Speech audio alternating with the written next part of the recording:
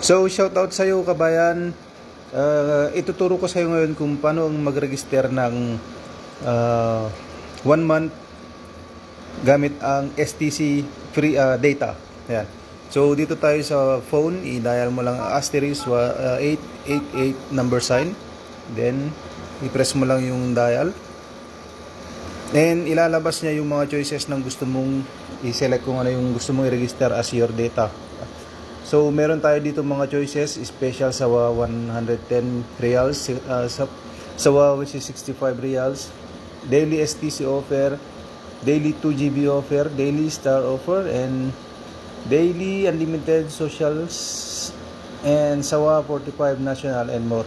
So, ayan guys, pwede ka lang mag-select ng isa-isa, either 1, 2, 3, 4, 5, 6, or 7.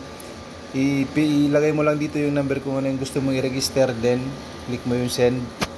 And eto na guys, ipapakita sa kung gusto mong mag-subscribe sa 110, which is 30 GB siya guys, 30 GB, tapos meron siyang 500 minutes na libreng tawag STC to STC, and valid for 28 days.